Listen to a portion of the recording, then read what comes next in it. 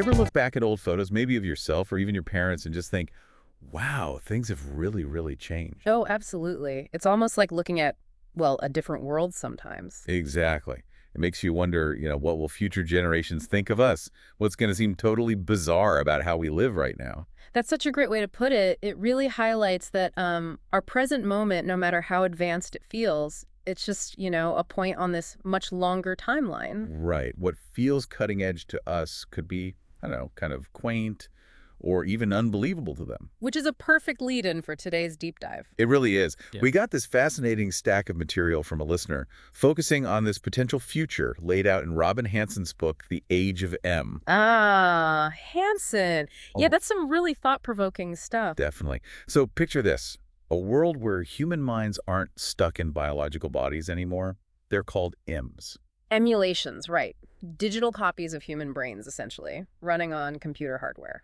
Exactly. Beings that can think, feel, interact, just, in a totally different way. Maybe robotic bodies, maybe entirely in VR. Yeah, it's about transferring the core of a person, memories, personality, how they think, onto a new substrate. It's not just standard AI. These M's would theoretically have rich inner lives, kind of like ours. Okay, so that's the setup.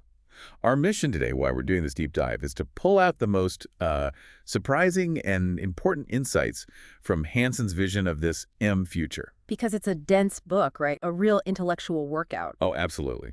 Right. So think of us as your guides here. We're giving you the shortcut, the highlights, without you having to wade through all the heavy details. For our listener, the learner, we're going to pinpoint those aha moments, distill the key stuff, no info overload. Sounds good. So where do we start trying to make sense of this M world? Well, maybe the big picture. Like, how does this fit into history? That's a natural place. The book argues, pretty convincingly, I think, that our current industrial era, it's probably not the final act, not the last big societal shift. Right. It draws these lines back to the huge transitions before, foraging to farming. That changed everything. Totally. And then farming to industry. Again, a complete revolution in how people lived, how society worked, even our impact on the planet. And each time, the groups got bigger, didn't they? Little forager bands, then villages, now these massive industrial cities. Exactly. That trend of increasing scale. And interestingly, Hansen suggests the total number of people who've lived in each big era, foraging, farming, industrial, might be roughly comparable. Huh. That's counterintuitive. But the pace is speeding up, right? It's really accelerating. Farming took millennia to spread. Industry happened much faster. And this next shift, the book guesses it's driven by AI. And the first kind of advanced AI, it bets on these brain emulations, maybe within a century. Yeah, that's the core prediction. AI is next, and M's are the first flavor of it, which means potentially another massive upheaval is, relatively speaking, just around the corner. So what does this indominated world actually look like, according to Hanson? It's quite a picture. He sees it mostly concentrated geographically. Think super dense cities, probably running very hot because of all the computation, right here on Earth. Okay, dense, hot cities. But here's a weird part. He says the whole era might only last, what, a year or two in objective time? That's the mind-bending part. A year or two for us. How is that even possible for a whole era? Because the M's themselves, they could be thinking, experiencing time just vastly faster than we do. So that year or two, to them, it could feel like millennia. Wow, okay, a different timescale entirely. So maybe space travel isn't a big priority for them then? Probably not. The timelines just wouldn't match up well. And biological humans, we might be sort of comfortably retired, living off the M economy, maybe away from those intense M cities. The book really focuses on the M's themselves. All right, so what are these M's doing in their potentially millennia-long subjective lives inside these hyperdense cities? Mostly work and play, but in these spectacular virtual realities. Ah, the VR angle, like way beyond what we have now. Yeah. Oh, totally. Imagine seamless, incredibly high-fidelity worlds. No hunger, no cold, no sickness. You don't even need a physical body in there, really. But There's always a but. there's always a but. Even virtual paradise needs real-world support. Massive computer farms, huge amounts of energy for processing and cooling, the physical space for all that hardware, communication networks. So a lot of the M's are working just to keep the lights on, basically. Yeah, To maintain the infrastructure for their own existence. exactly. A big chunk of M labor goes right back into supporting the system. But they are still like us mentally. They have feelings, thoughts. It's not just super efficient, cold AI. No, no, the book is very clear on that. They have memories, emotions, social connections. They feel joy, sadness, fear, excitement, the whole range. They learn, make friends, have relationships, deal with office politics. Office politics and VR. Okay. Yeah, so their average psychology might shift a bit from ours, but they're still fundamentally operating within a human-like range of experience. It's such a stark contrast, isn't it? These like physically utilitarian cities crammed with servers, but inside, the M's are living in these gorgeous virtual landscapes, gleaming spires, green boulevards. Very strange duality. How do they reproduce, if that's even the right word? It's basically digital copying. An exact copy is made. The new M gets all the memories, skills, personality of the original right up to that moment. Huh. Instant offspring, fully formed. Pretty much. And Hanson suggests maybe whole teams get copied together, work together, maybe even retire together as a unit. And many M's might be copied for a specific job, remembering that they agreed to it, which could give them a stronger sense of purpose. A very different way to think about existence. Okay, so VR paradise, potentially huge lifespans. Sounds pretty good. But you mentioned a downside to the economy. Yeah, here's the potential paradox. Despite that high quality of virtual life and longevity, the book projects M wages could be incredibly low, like subsistence level. Really? So they're working these subjectively long lives just to afford to keep running? A lot of them might be, yeah, just covering their computational costs. And interestingly, there might be less wage difference between jobs than we see now. The sheer number of potential M workers could flatten wages significantly. That's unexpected. You'd think specialized skills would still command a premium? It really challenges our economic assumptions, doesn't it? It does. And then there's the idea of clans. Clans, like family groups. Sort of. All the digital descendants of one original human. The prediction is, due to intense competition, most M's will actually come from a pretty small pool of original humans, maybe the top 1,000 or so who are best suited for M work. Wow. So a future dominated by copies of a select few. That's the idea. And these M's are likely to be super-driven, work-focused, almost hyper-productive, really invested in their jobs. Workaholic digital descendants. Okay. And what about spurs? That sounds interesting. Spurs are temporary copies, made for a specific task that might take, say, a few subjective weeks or months. And then what? Then the spur is usually ended, deleted. But from the M's perspective, it might be less like dying and more like deciding, do I want to remember doing that task? Huh. So memory integration becomes the key thing, not existence itself. Kind of. And you could also have slowed down retirement spurs for a less demanding existence. Spurs also allow for incredible task specialization and even controlled monitoring for certain jobs while the main M retains privacy. Disposable digital labor, almost. That really twists your thinking about identity. And these clans, they sound really important. Absolutely central. They're the support network. They offer guidance, life coaching based on millions of similar copies experiences. They're legally liable for their members, and they regulate behavior to protect the clan's reputation. It makes very trustworthy, apparently. So clans become the bedrock of society. Trust, support, liability, Right. replacing families or nations. In many ways, yes. Now, should we talk about speeds? Because that's where it gets really Oh, wild. right, the speeds. Yeah. Go for it. So theoretically, M's could run at vastly different speeds. Millions of times slower or millions of times faster than us. Millions. How does that even work? Well, the cost to run an M is basically proportional to its speed. Faster thinking needs more computing power, more energy, so you get this huge potential range. And what does that mean physically? An M running at human speed might have a human-sized robot body, but a super fast one. It needs less physical hardware to house its mind, so its body could be tiny, like millimeter scale. Millimeter tall, super fast thinkers. Oh, okay, my brain just broke a little. How does that play out in their society? Well, speeds probably cluster. You'd get speed classes. Faster M's would likely have higher status. They're just more productive, more efficient. Makes sense. And this huge difference in experiencing time, it could create totally separate subcultures. Leaders, managers, engineers, they'd likely be among the faster M's. And forget one person, one vote democracy. Why? How could it work if some citizens experience 1,000 years while others experience one? The book suggests maybe speed-weighted voting. A vote's value based on your processing speed. It's efficient, I guess, Mm. and the economy overall with these different speeds? It's predicted to grow incredibly fast in objective time, doubling maybe every month or so, because copying M's is easy. Doubling every month. That's explosive growth. Objectively, yes. But for a fast M, living through subjective millennia while the economy only doubles every subjective few decades, it might feel quite stable, even slow compared to our world's pace of change. Right. So objective chaos, subjective stability, that's a paradox. Yeah. This difference in time perception is just huge. What about really basic stuff like sex and relationships? Good question. Workforce needs might shape what kinds of M's get copied, maybe influencing gender ratios or trait distributions. Recreationally, M's would likely use amazing customizable virtual bodies. So virtual relationships. Yeah, but the book suggests long-term bonds might still be common, maybe even arranged by older, wiser copies who understand compatibility better. Yeah. Less messy emotional decision-making, perhaps. Digital matchmaking by your ancestors. Okay. What about fear? We fear death.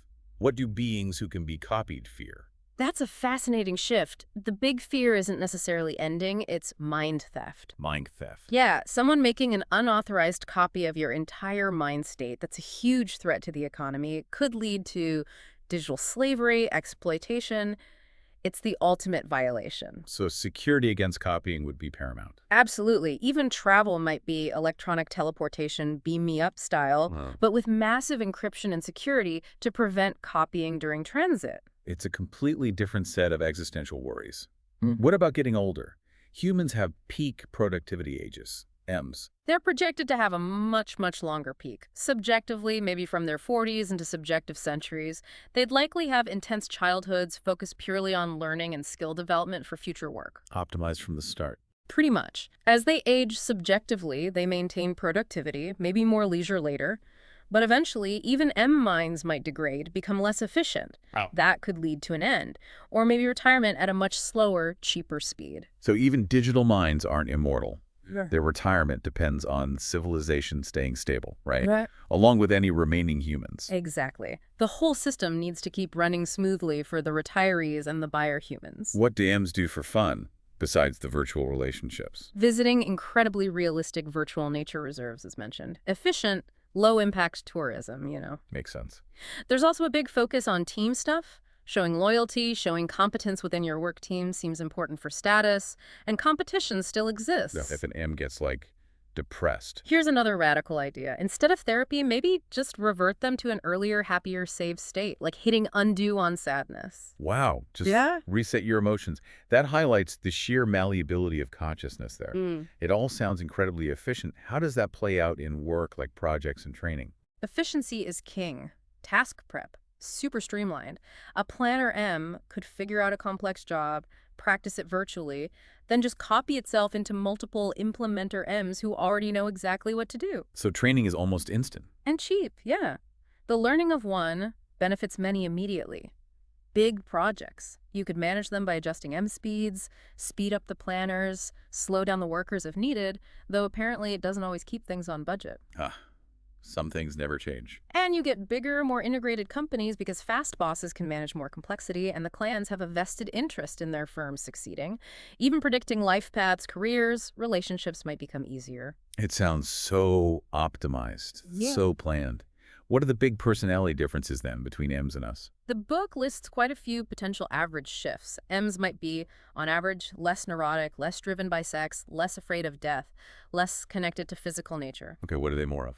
More extroverted, conscientious, agreeable, intelligent, competent, faster, efficient, honest, optimistic, happier, cleaner, mindful, cooperative, patient, rational, and definitely more work-oriented. That's quite the list, almost like a human optimization checklist. Yeah. What gets lost, I wonder? That's the question, isn't it? Yeah. And while things like wages might be more equal, other variations could be greater among M's, like wealth, speed, reliability, even how transparent their thoughts are. More variation in some ways, less in others. Right. Personalities may be more vivid, intelligence more crystallized based on knowledge rather than fluid or adaptable. Lives are more planned, scheduled, prepared, but also easier to undo or reset. More work, more meetings, intense leisure, less contact with kids. The whole world feels more pleasing, variable, annotated, authenticated, maybe a bit cartoonish, less ambiguous. Less gritty, maybe. Perhaps. Socially, the prediction is less democratic, less gender balanced initially, more class divided by clan and speed. But leaders might be more accessible and trusted, law more efficient, the economy richer and faster growing. Gender differences in personality might weaken. So very different social fabric. But overall, the M's feel their lives are good, despite the hard work. The book suggests yes. They remember success, their existence feels worthwhile to them despite the eventual end or retirement. It's a huge, complex vision. And it's not just pulled out of thin air, right? Hanson tries to connect it to historical trends. Exactly. He loops back to those big shifts, foraging, farming, industry, and that accelerating pace of change. Then he looks at our era, the industrial age, for clues about what might continue or change. Like, what clues does he see in our time? Things like fast fashion, how artificial light changed sleep, mood-altering substances being common, the sheer amount of information. Yeah, okay, the constant influx. And deeper things, too. More personal privacy than maybe ever before. How intellectuals communicate more directly now. Political groups forming around abstract ideas rather than just, say, local ties. And how geography matters so much for farmers, but for us, it's more about social institutions, technology. Right. And just the sheer size and intensity of organizations now, cities, companies, and how we constantly have to make quick judgments about people we barely know. That's definitely true. Plus, specialized law, the power of nations over individuals, the way states standardize things, how big organizations took over roles that families or kinship groups used to handle, especially in the West, wage labor, retirement. These are industrial inventions, really. It's like our whole reality is built on this industrial foundation that's actually quite recent and specific. Totally. And the book points out fewer overt displays of dominance in governance, but way more explicit laws. Plus those long-term trends. Lower fertility, longer lives, more income, higher measured IQ, more leisure, more peace, more spending on medicine and art. It paints a picture of our era as one of, well, unprecedented individual consumption and comfort, for many people anyway. Definitely. And trends towards egalitarianism, fewer rigid class lines, more individualism, that leads to more variety in lifestyles, fewer shared rituals, even relationships shifting from polygamy to monogamy, and now towards maybe less permanent partnerships. It's interesting how Hansen frames some of this as a partial return to forager values, because wealth loosens the rigid constraints of farming societies. Yeah, that's a neat idea. But then the counterpoint, industrial workers are also kind of hyper-farmers, trained in abstract thinking, accepting workplace hierarchies. So it's complex, not just a simple return to the past. Not at all. And our planning horizons have shortened because things change so fast. We rely more on markets, individual identities. The world feels less enchanted, more material than it did for foragers or farmers. So connecting this back to the M's, the idea is that some industrial trends continue or even accelerate, like growth, big organizations, specialization, artificial environments, propaganda, density, inequality, maybe alienation. Exactly. Those seem like continuations. But other things that shifted between earlier eras, health, fertility, mobility, peace, art, planning horizons, those have been more inconsistent. And the AIM era looks set to change those dramatically. And the distribution of benefits. Past transitions eventually spread the gains somewhat, but the M transition. I mean, much more unequal, dominated by the descendants of that small group of original humans. The key takeaway is the next era, if it's M's, won't just be like ours, but faster. It'll be profoundly different. Okay, so we have this picture of the M world, its potential historical roots. Yeah. But what about values? The book gets into that too, right? And this idea of our time being a dream time. Yes, that's a really crucial part of the argument. It suggests our current era, especially in wealthy societies, is kind of an anomaly, a dream time with unusual attitudes and values that might not last. Why a dream time? Well, think about those historical values. Foragers often had values closer to modern liberal ones, autonomy, flexibility. Farmers tended towards more conservative values, community, tradition, hierarchy. Industrial wealth has allowed us to shift back towards some forager-like values. But the book argues the low-wage, high-competition M world might force a shift back towards more conservative, group-focused, maybe farmer-like values, just out of necessity. So our current individualism and focus on self-expression might be temporary, a luxury of this specific economic period. That's the suggestion. And more provocatively, that this dream time might be biologically maladaptive. Maladaptive, how? Because in many wealthy nations today, our behaviors aren't maximizing our number of descendants, which is the basic currency of evolution, our forager ancestors, even with weird beliefs, were generally acting adaptively in their environment. But our environment, social, technological, is changing way too fast for our genes or even our culture to keep up properly. Precisely. The book mentions something called construal level theory.